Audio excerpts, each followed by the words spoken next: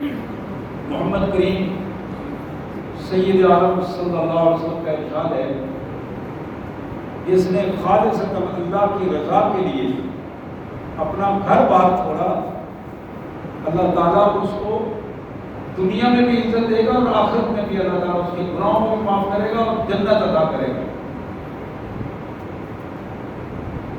ایمان، ہجرت، جہاد اور شہادت، یہ وہ چار چیزیں ہیں جو بندہ مومن کی، جس سے جو اجزائے ترکیبی ہیں اس کے زندگی کے، ہمیں تو یاد ہی نہیں، پتہ ہی نہیں ہے، ان میں سے ایک بھی آ جائے تو ہم پریشان ہو جاتے ہیں۔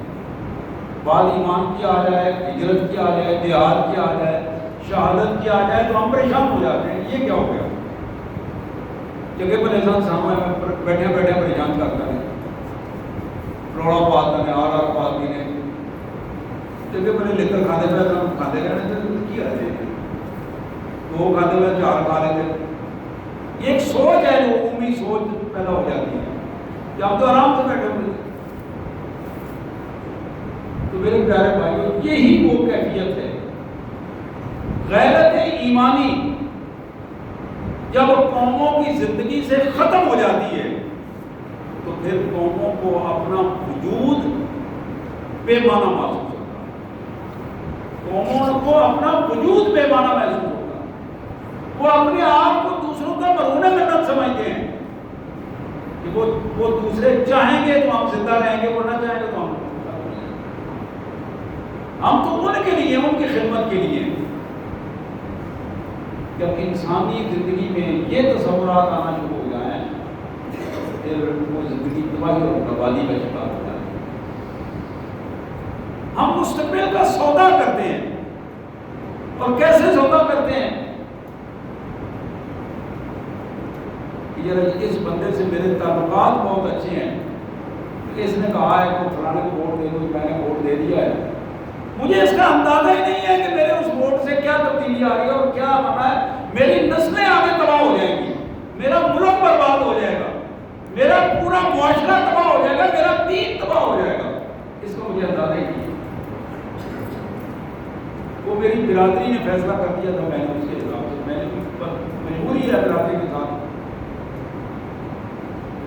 برادری کو لے کے چلنے والا قرآن کہتا ہے اولا یا وہ تک نہ جانتا ہو، عقل ہی نہ ہو اسے، وہ برادری کا سربراہ بن کے بیٹھا ہوا، جو اس نے فیصلہ کر دیا وہ کر دیا۔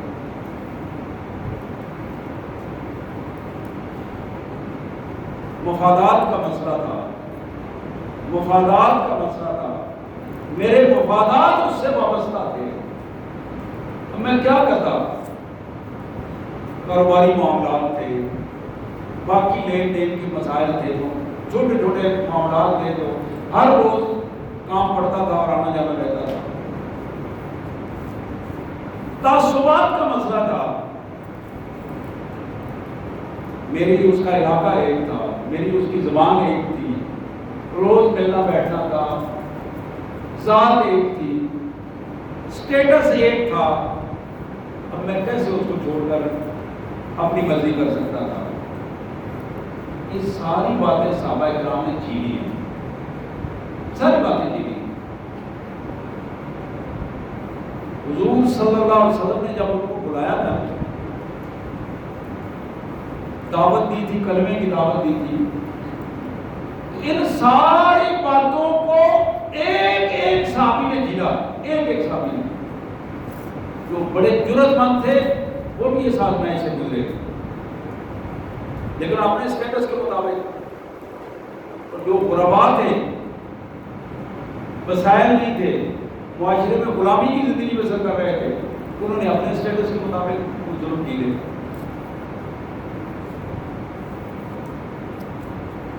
میرے پیارے بھائیوں، ایمان کے ساتھ غیرت ایمانی کا لفظ لگتا ہے جب، اور یہ اس کا بنیادی جز ہے، جب تک غیرت ایمانی نہیں ہوتی ایمان کی کوئی قیمت نہیں ہوتی۔ ایمان کی قیمت غیرت ایمانی سے ہے، اور غیرت ایمانی کیا چیز ہے؟ غیرت ایمانی یہ بات ثابت کرتی ہے کہ میں اللہ کی پارٹی کا آدمی ہوں، حزب اللہ کا آدمی ہوں. وہ قرآن کہتا ہے اولئک حزب اللہ، یہ اللہ کی پارٹی ہے، یہ اللہ کا گروہ ہے، یہ اللہ کا حزب ہے. یہ غیرت ایمانی ہے کہ اللہ کی پارٹی کے خلاف جو ہوگا میں اس کے ساتھ نہیں چلوں گا، چاہے میرے ماں باپ بھی کہیں، میری برادری بھی کہے، میرے مفادات اس سے ہوں، میرے تعصبات اس سے ہوں، کچھ بھی ہو. جہاں میرے اللہ سے تعلق کسی کا نہیں بنے گا، میرا تعلق اس سے نہیں بنے گا. یہ غیرت ایمانی.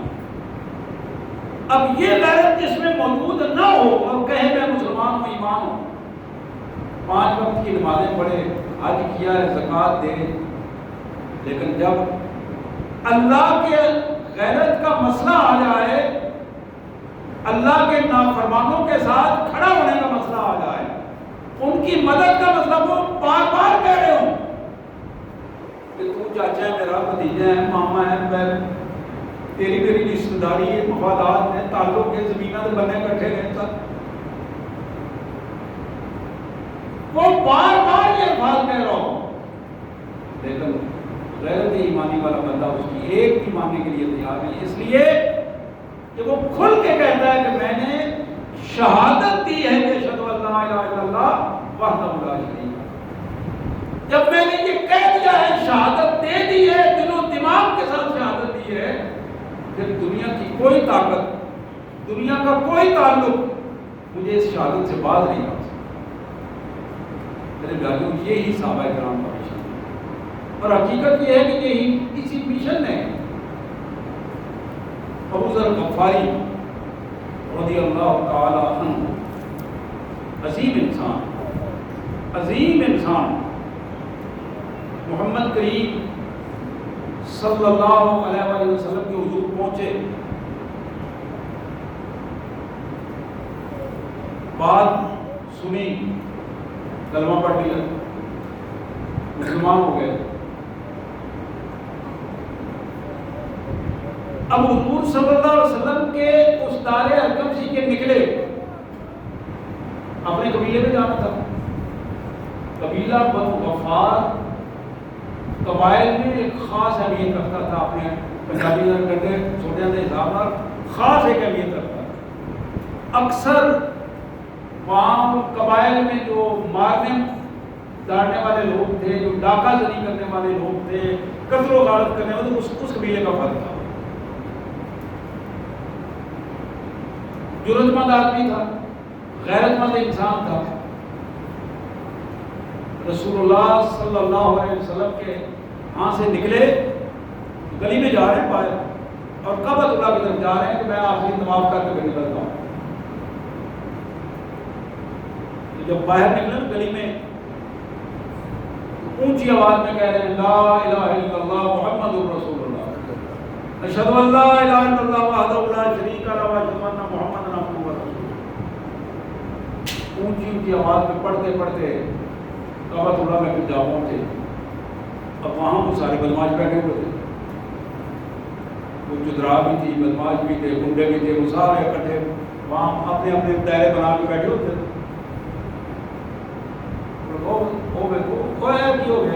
آواز بھی تو آ رہی ہے، فٹافٹ وہ ایک شور پڑ گیا. تو وہاں یوتھ بیٹھی ہوئی تھی، نوجوان طبقہ، جو مستقبل کے گنڈے اور بدماش تھے. ان کو اٹھایا، ان کا پکڑو، اسے مارنا شروع کر دیا. جس کعبے کا طواف کرنے آئے تھے اسی کعبے کے سائے میں مارا، اتنا مارا کہ بے ہوش ہو گئے.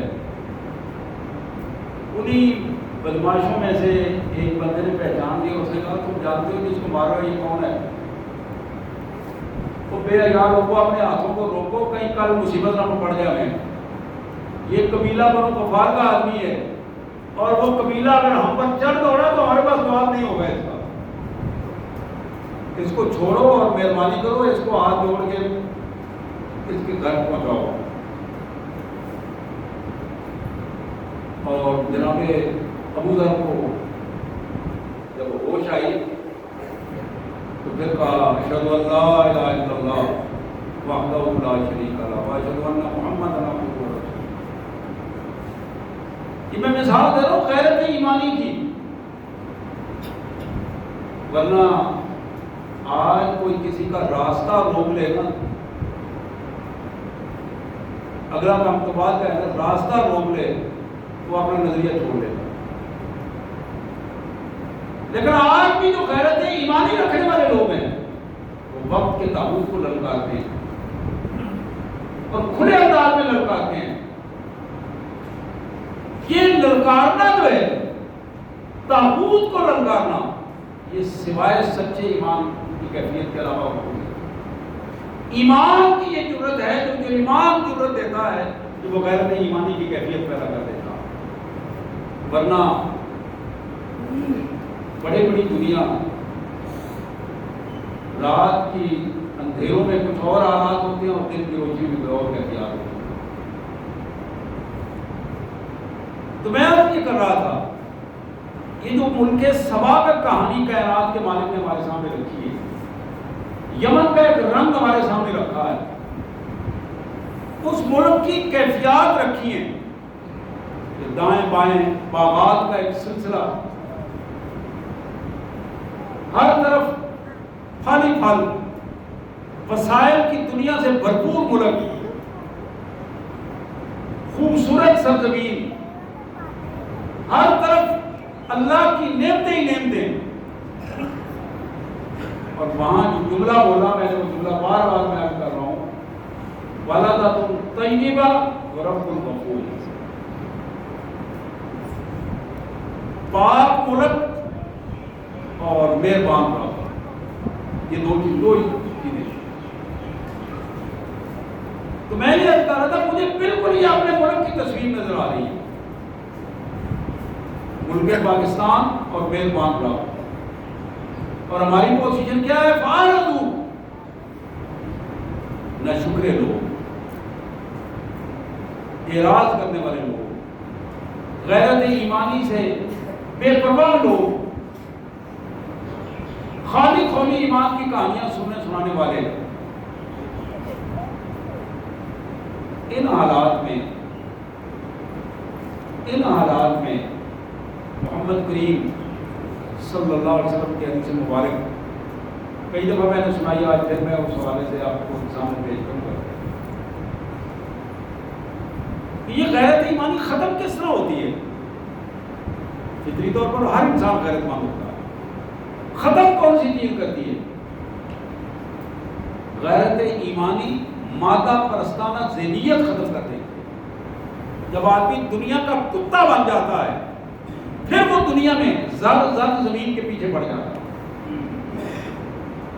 اور لالچی کتے کی طرح اپنی زبان لٹکائے پھر ہر ایک کے پیچھے وہ چلتا رہتا ہے. جہاں یہ تین چیزیں نظر آتی ہیں، یہی چیز غیرت ایمانی ختم کرتی ہے. نبی رحمت صلی اللہ علیہ وسلم کی حدیث مبارک، آپ نے فرمایا کہ لوگوں، مجھے خوف ہے اس بات کا، دو چیزیں، خوف ہے دو چیزوں پر، مجھے پریشان کرتی ہیں یہ دو چیزیں کہ میرے بعد تمہاری کیا کیفیت ہوگی. ایک چیز یہ ہے کہ تمہارے اندر خواہشات نفسانی اتنی ہوگی کہ تم اس میں غرق ہونا شروع ہو جاؤ گے. نفسانی خواہشات بڑھ جائیں گی. دولت کا حاصل کرنا، جھوٹے سچے گندے طیب حلال حرام بغیر کسی پرواہ کے کہ دولت اکٹھی ہو جائے. اور دوسرا، لمبی امیدوں کے ساتھ زندگی بسر کرنا.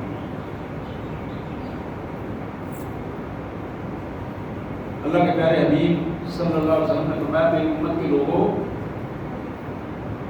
یہ یاد رکھو، فَأَمَّا الْهَوَىٰ فَيَصُدَّ عَنِ الْحَقِّ. جو شخص خواہشات کا بندہ بن گیا وہ کبھی بھی حق پر نہیں چل سکے گا، دین پر نہیں چل سکے گا. وہ ہمیشہ بے دینی کی کیفیت میں رہے گا، دین سے دور رہے گا. فَأَمَّا الْهَوَىٰ فَيَصُدَّ عَنِ الْحَقِّ، حق اور اس کے درمیان رکاوٹ بن گئی. یہ خواہشات نفس کبھی اس کو حق کے قریب نہیں آنے گے. پھر فرمایا وَأَمَّا طُولُ الْأَمَلِ فَيُنْسِيَ الْآخِرَةَ. یہ جو لمبی امیدوں کی کہانی ہے، آج ہم انہی چکروں میں پڑے ہوئے ہیں. یہ 15 ماڈل ہے، اس کو 20 ہونا چاہیے. یہ 20 ماڈل ہے، اس کو 22 ہونا چاہیے. یہ 22 ہے، اس کو 24 ہونا چاہیے. بلکہ اس کو ایڈوانس 25 ماڈل جو ایڈوانس آ رہا ہے اس میں میرا نام آنا چاہیے. میری گاڑی کا نمبر یونیک ہونا چاہیے، چاہے وہ پورا اندازی میں مجھے کروڑوں میں کیوں نہ ملے. یہ ذہنیت ہے، وعدہ پرستانہ ذہنیت میں ہم پھنس گئے ہیں. وَأَمَّا الْهَوَىٰ خواہشات نفس، یہ بھی ہو وہ بھی ہو، سب کو اکٹھا کریں. اب جب جانا ہے تو سوائے کفن کو روٹی نہیں، وہ سب کو اکٹھا کر کے ادھر چھوڑ جائیں اور قبر میں اس کا حساب دیتے رہیں. فَأَمَّا الْهَوَىٰ فَيَصُدَّ عَنِ الْحَقِّ.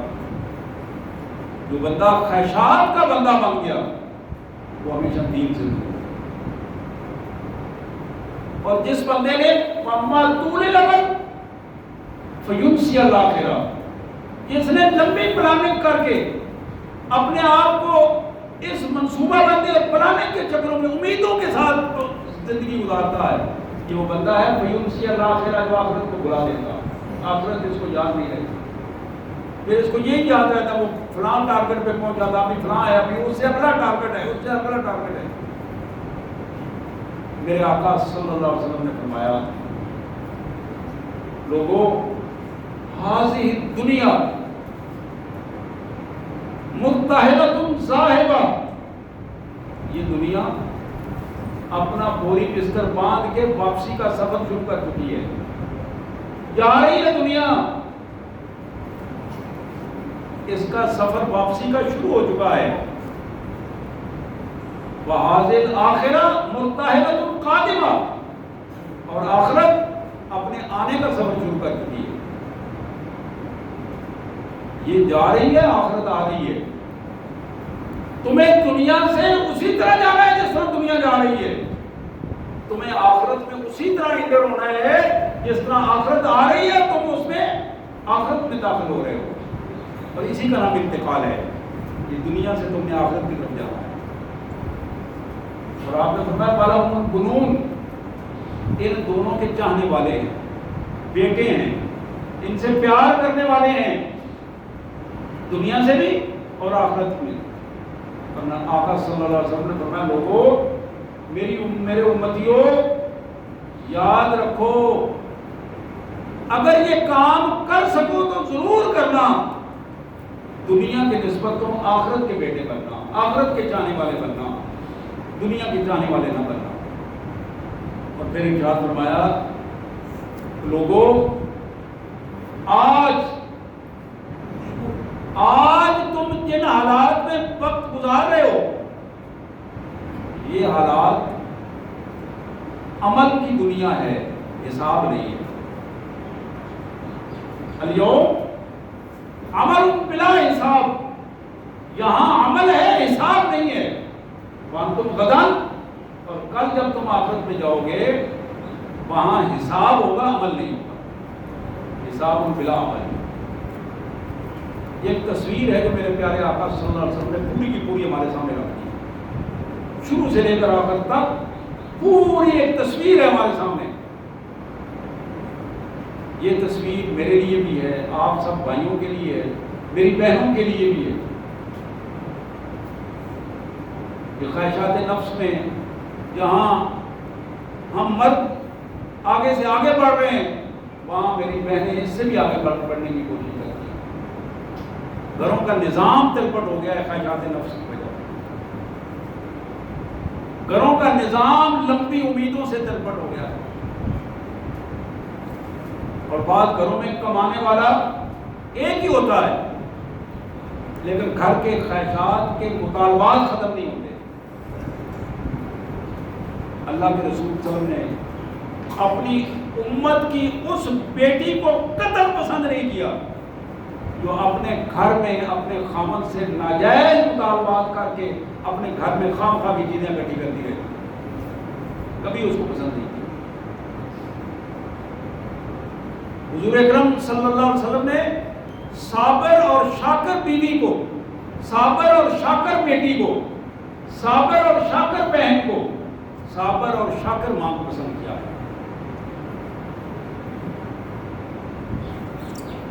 اور یہ تربیت جس کی میں بات کر رہا تھا، غیرت ایمانی کی بات کر رہا تھا میرے بھائیوں، یہ غیرت ایمانی ماں کی گود سے ملتی ہے.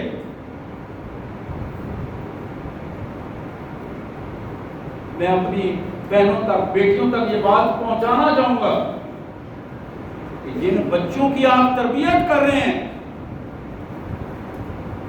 جن کو آپ موبائلوں پہ کارٹون دکھا رہے ہیں چھوٹے چھوٹے بچوں کو، یہ کارٹون ان کی زندگی کی کیفیت بدلیں گے. اور وہ جو غیرت اللہ نے انہیں دی تھی، غیرت ایمانی جو ہے، وہ بغیرتی کی صورت میں بدل جاتی ہے. یہی وجہ ہے کہ آج پوری نسل جو اسی کیفیت میں ہے. مائیں اپنے بچوں کی تربیت کے حوالے سے غور کریں. باپوں کی پوزیشن، ان کے اندر وہ حیاداری کی جو پوزیشن ہے اپنے گھروں کے اندر، اپنے ماحول میں، اس پہ غور کریں کہ آج ہماری اولادوں کے بگاڑ کا سبب کیا ہے. اس میں آپ ہم سب شامل ہیں. اور وہ اسباب پیدا کرتے ہوئے ہم خود ان اسباب کے پیدا کرنے والے ہیں. میں اپنی بات کو سمیٹتے ہوئے آپ سب بھائیوں سے درخواست کروں گا کہ فکر کیجئے، جائزہ لیجئے صبح شام میرے اندر کتنی غیرت ایمانی ہے. میں اللہ کے مقابلے میں اپنی ذات کو کتنی ترجیح دیتا ہوں، اپنی برادری کو کتنی ترجیح دیتا ہوں، بیوی بچوں کو کتنی ترجیح دیتا ہوں، اپنے کاروبار کو کتنی ترجیح دیتا ہوں. کیا میں نے برابر کام رکھا ہوا ہے، یا اللہ سے بھی نعوذ باللہ میں ترجیح دے کر اپنے کاموں کو کرتا ہوں اور اللہ کے معاملات کو میں بہت پیچھے پھینک دیتا ہوں. میں فارغ ہو کر پھینکی باقی یہ کام بھی کر لیں گے. جب سوچ یہ بنتی ہے مسلمان کی کہ جب میں فارغ ہوں گا تو پھر اللہ کی بات سن لوں گا، پھر اللہ اکبر والی کہانی میری سمجھ میں آئے گی. جب میں اپنے چھوٹے چھوٹے سارے کام کر لوں گا، دوستوں کو چائے پلا کے فارغ ہو جاؤں گا، مہمانوں سے بھی فارغ ہو جاؤں گا، گھر کے معاملات بھی سبزی لے دے کے دوں گا، اس کے بعد پھر میں اللہ کی طرف بھی آ جاؤں گا. جب معاملہ اس طرح بن جائے تو پھر غیرت ایمانی بغیرتی میں بدل جائے. تو ضرورت ہے اس غیرت ایمانی کے پیدا کرنے کی کہ جہاں بھی یہ آواز آئے کہ اللہ کے لیے نکلو، انفروا خفافا وثقالا، تو وہاں پھر آدمی کو کھل کر میدان عمل میں آنا چاہیے. اللہ نے اس کی توفیق عطا فرمائے. وآخر دعوانا ان الحمد للہ رب العالمین. اللہ